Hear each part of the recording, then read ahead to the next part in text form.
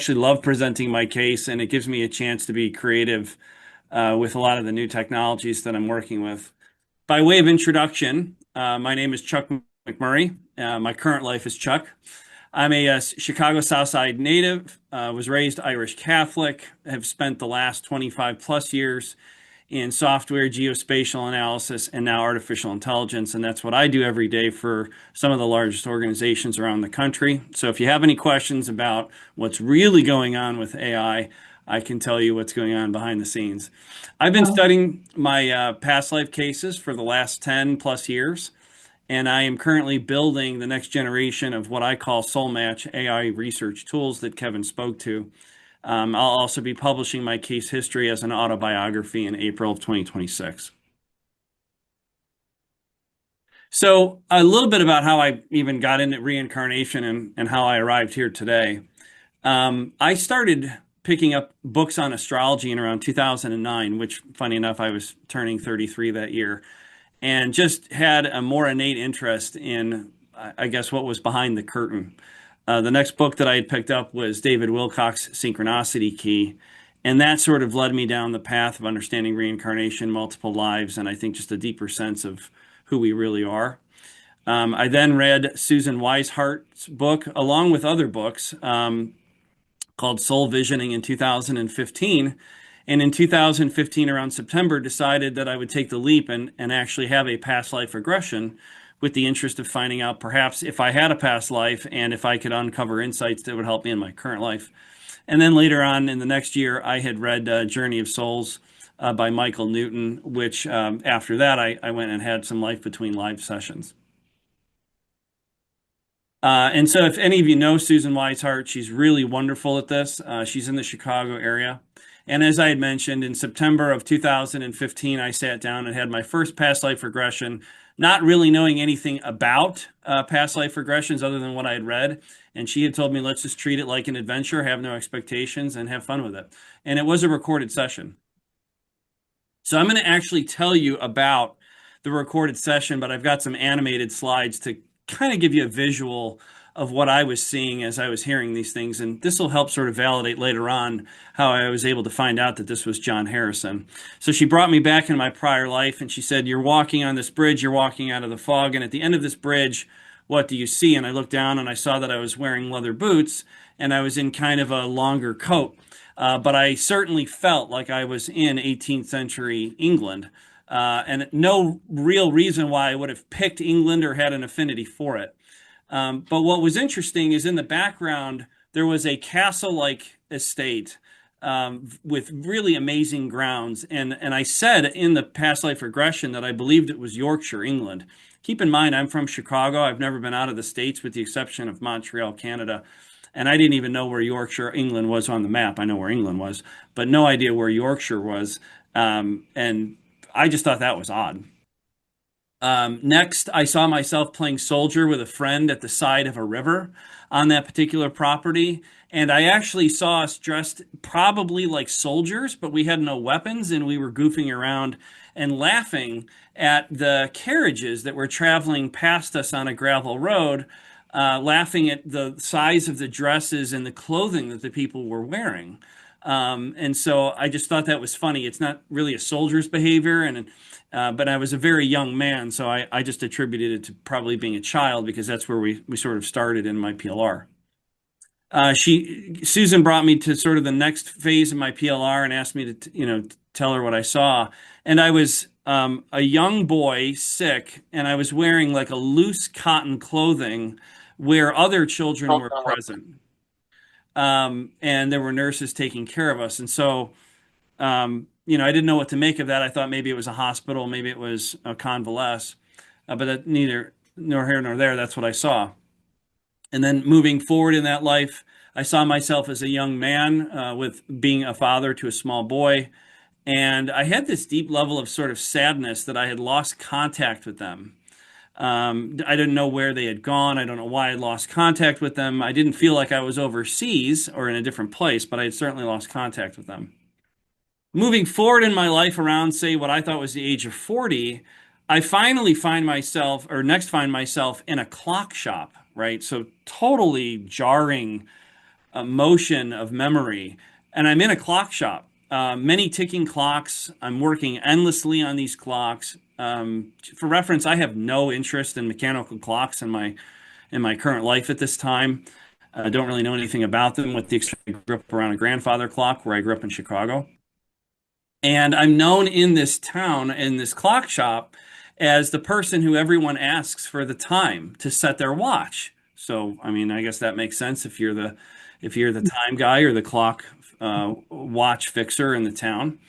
And then I moved forward in that life, and I see myself spending long hours laboring over clocks, but there's a lot of drawings and a lot of designs along with it. Now, that doesn't surprise me because in my current life, I love to engineer and draw things, always have, always a creative side, but they happen to tend to be more mechanical in nature. I was a car guy, loved to design systems, so it was always second nature to me. So in the next scene, I'm really high anxiety and I'm visiting the post office and I'm asking where my son William is at. And I can't figure out where he's at, if I lost contact with him. I just remember the emotional feeling of really being concerned about my son William. And that the post office is in town, so I'm visiting it on a regular basis. At the end of that life, I go up to the above my workshop, which is like an apartment, and that's where I feel that my life is ending. And I've got this tightness in my chest. The clocks are in view. I'm thinking about how hard I had worked, and I do have the clocks present with me. So obviously, they meant a lot to me. And that was the past life regression. It was 90 minutes. And I walked out totally shocked because they felt like memories and in such detail. And I really didn't understand why England or, why I'd never thought of this before. I had no interest in it whatsoever in 2015. But I did a little bit of research because I was curious to see if I could find myself. Well, I was looking for a father who owned a clock shop in 18th century London, which, if you know London, I mean, one of the main primary buildings is Big Ben. It's a clock. There's clock shops at every street corner today. And in 17th or in 18th century England and London, it was no different. So I really came up with nothing in the 2 years that I was trying to find a clock shop or somebody who owned a clock shop or was interested in clocks. And then the day arrived. I was in my second day at a new job in analytics, geospatial analytics nonetheless. And it was April 3rd of 2018. And what was special about that is it was John Harrison's 325th birthday. Well, on John Harrison's 325th birthday, Google had created what is called a doodle. So I went to Google. It's like 8:30 in the morning. And I see a guy in a wig standing behind a counter and he's repairing clocks. Now, I was really floored at this and, of course, clicked on it. And here's who I was looking back at. Now, that painting may not mean much to you, but if you compare the next slide to my facial features, you'll get one of the highest represented likeness cases in our facial match history. And I have personally run my own face and John Harrison's face. So on the left, 4 photos, those are actually from the day that I found John Harrison. And about 2 years later, I actually found that somebody had a carving of him. So that one on the two on the far right are those comparisons.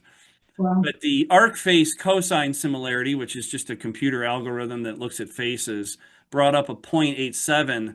And that's on a scale where 1.0 means it's an identical photograph. So that's how close the likeness is between the two faces. Wow. And the funny thing is this is on 4/3 of 2018. I happen to be turning 43 that year, which is just weird too. Right? Well, here's the story when you look at the details. He was born in West Riding, Yorkshire. He was hospitalized for smallpox at an early age, which is when John Harrison was given a watch to play with. In his early 20s, he lost his first wife and son due to disease, and he married again and continued to have a family. In his 20s through his into his 80s, he owned clock shops where he worked for 40 years on the design of the chronometer that solved longitude for England and was paid by the king. But another interesting fact is in his 40s, he began recruiting his son William. And his son William, during their sea trials of the testing of the H4 clock, he was stranded in Jamaica between January and June of 1762 during those sea trials. So going to the post office box would have made complete sense as to how John Harrison was looking to hear from his son. And then, of course, John Harrison won the Longitude Prize for measuring longitude at sea and died in 1776. Wow. Amazing. So after I found that, I wrote to Walter Simkew and said, I think I have a case, and here's all the material that I've been able to find. And then had a conversation with Kevin Ryerson where we channeled Atun Ray, and he was able to confirm not only that I was John Harrison, but that my son Matthew in my current life is William Harrison, and that my wife is Elizabeth Harrison in this life, and that I spent 5 lifetimes tinkering with such devices, including the Egyptian crop calendar, the Antikythera gear computer during Greece, and then Harrison's longitude chronometer. And of course, I've been working in geospatial data analytics and artificial intelligence in this life. So that's pretty interesting. Yep. Here's what John solved, and I'll give you just the 15-second version of this. Latitude is very easy to measure anywhere on Earth if you have a sextant. Longitude is not so easy because you essentially need a clock that you can use with a pendulum at this point in the 1700s on a ship. And of course, that's on a planet that's spinning. So it's very, very difficult. And the long story short is John Harrison created a very accurate clock and then converted it into a watch, which is actually where we get the watch name from, that allowed you to take time from the home port when you left to wherever you may be going in the world. And at noontime on that ship, if you measure where the sun is at and compare the time of noon to your watch, the difference represents the degrees in longitude of where you're at on Earth. And that's how we still do it today, although we use satellites. So I added this slide because people always ask me, like, what is longitude and how do you even do that? So hopefully that's helpful. Here are the different clocks that John Harrison invented over his lifetime. And really what he was working on was miniaturization from the standpoint of getting a spring wound clock, eliminating the pendulum, into a watch that was probably about 5 inches. That's the one that they took to sea to solve the longitude prize, and then a miniaturization version of that. So that's what he's responsible for, and he's one of the top 50 Brits for having done that because it gave England naval power 300 years of advancement over other countries. And they conquered the world with it. But here's some little synchronicities that I think you guys will find fascinating. I know I have over the time. The left hand, on the left-hand slide, this was a drawing that I made before I found out who John Harrison was, just drawing what I saw the building and the grounds to look like in 2016. You'll find that if you compare what is called the Nostell Priory, which is at the bottom right hand of the screen, which is where John Harrison's father, Henry Harrison, was a carpenter, which would have put John Harrison, as I did the measurements on Google Maps, within 1,000 yards of the Nostell Priory. So that's where John Harrison was playing, and there are rivers and bridges and trees and actually some of John Harrison's original wooden clocks stored at the Nostell Priory. William is who I saw to be my son in that life. I believe is Matthew McMurray in my current life. Not only because he looks like William Harrison, which you see in the right-hand picture, but Matthew and I work constantly together on multiple businesses, and we're more best friends in some ways than father and son. And so this was no shock to me whatsoever because we work really well together. He's also had a past life regression. He's now 24 years old. And of course, the past life regression he had is that he was lost on an island, which is where he was in a prior life. Here's some other findings that are just kind of interesting. John Harrison created the grasshopper mechanism as his first wooden design mechanism. When I was age 10, I freaked out in a hobby store and just absolutely had to purchase, at my father's demise, a remote control car, which of course, you have to put together. And he threatened me. He said, if I buy this car for you and you don't put it together, I'll never get you another gift. So 10 days later, and without instructions, I put the car together. The grasshopper mechanism is what solved the time problem in the clocks for John Harrison. The car I put together was called the Grasshopper 2.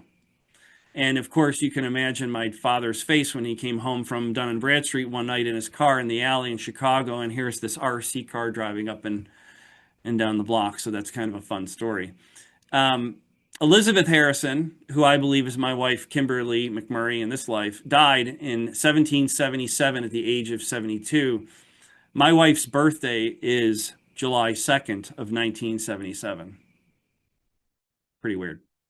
A couple of years ago, I was working on a drone technology, and I was drawing pictures with my son Matthew on how we would solve using consumer drones to fill in the blanks for Google Map View. And on the left-hand side is a drawing that I created in trying to solve how the drones would spin and photograph the area and keep it and keep it in spatial distance for the geometry of it. And if you compare that to Harrison's H1 clock, you get almost exactly the same face. So I like to tell people that there were a lot of clues. I just was never looking for somebody who solved chronometer at sea. I was looking for a clock shop in London. I've continued to do more research, and I'm really excited to tell this crowd because this is something I literally found yesterday. I've been kind of checking off Walter's list, and have had a lot of the things that make up the 10 points, but the genetic link was the one I was looking for. Because of something I found yesterday in preparing this presentation, I have found something really extraordinary. In the past life regression reading, I talk about a leather-bound book that has the skin of what looks like a cow. And in the research yesterday, or 2 days before, I found a book that is 208 pages that was turned into the Melbourne Library in Australia by R.A. Harrison in 1947. This does two things. One is there's 208 pages of John Harrison's writings and William Harrison's writings, but there is a family member named R.A. Harrison that was alive in 1947 to turn this in. The reason that's important is some of the AI research I was doing on my own family genealogy led me to two people still being alive in Australia on John Harrison's father's side, which means there is actually somebody out there likely related to me where I would be able to do a DNA test. So you are literally the first people in the world to have heard this. And of course, being the AI guy that I am, I transcribed the entire writing yesterday and pulled it into a Google document so that I could search the text. And I can tell you that there is some actually amazing things in that text. And you'll have to hear the next story, but I'm currently mining that for information that I can use to not only understanding my writing styles, but the trials and tribulations that John Harrison went through with the Board of Longitude. One other interesting thing, and Kevin Ryerson actually brought this to my attention, in the photograph or in the Google Doodle, you'll note that there's this sort of four-squared red circle. And in my channeling session with Atun Ray, he had said that I may have been involved with the Greek Antikythera mechanism. Well, in recent research that we were doing, we happened to find somebody who looks like the person who invented the Antikythera mechanism. And his name is Posidonius of Rhodes, a Greek inventor, and there just happens to be a few sculptures of this gentleman who has said in Cicero's writing to have been behind the work of the Antikythera mechanism or a mechanism like it. And isn't it something that I happen to look a lot like this guy? So Atun Ray was right, in my opinion. I have not done any further research other than some of the things that we've looked at, so I don't have nearly as an extensive background. But if that's true, that's 3 lives where someone is working with technology to solve time and place. So to review, if that's true, I worked on the Ambo crop calendars, the Greek computer that helped with early navigation, the British sea chronometer, And of course, now in the last 10 years, after having described and found all of those things, I'm now working on something that I call the Digital Soul Dossier to see if I can help other people using artificial intelligence and storytelling and research to see if they can help find themselves.